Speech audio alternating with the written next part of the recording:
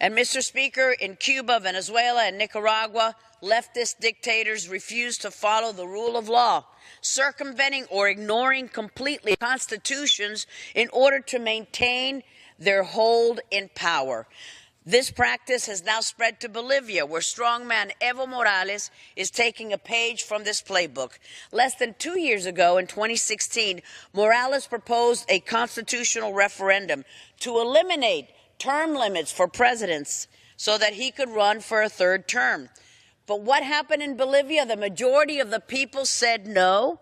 They went to the ballot box and they rejected this through their vote, through a referendum. But what did Morales do? He went to the court system that he's already rigged in his favor to seek the outcome that he desired. And sure enough, the spineless cronies granted him his wish, approved his illegitimate run for a fourth term, agreeing that this was his human right. The only right is apparently that is respected in Bolivia, his human right to run for another term, ignoring completely the human rights of millions who voted to uphold their laws under their constitution.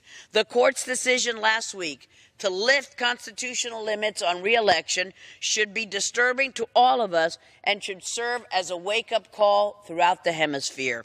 If we don't pay attention to Bolivia, it will soon become another Cuba, another Venezuela, failed states. The decision to allow Morales to run for yet another term further erodes the democratic institutions in that country. Sadly, this was not the first time that Morales or his thugs have chipped away at Bolivia's democratic foundations in order to remain in power. In 2013, the Constitutional Court allowed him to run for a third term, stating that his first term didn't count. Do-over mulligan, because it occurred before the 2009 Constitution took effect. What a farce.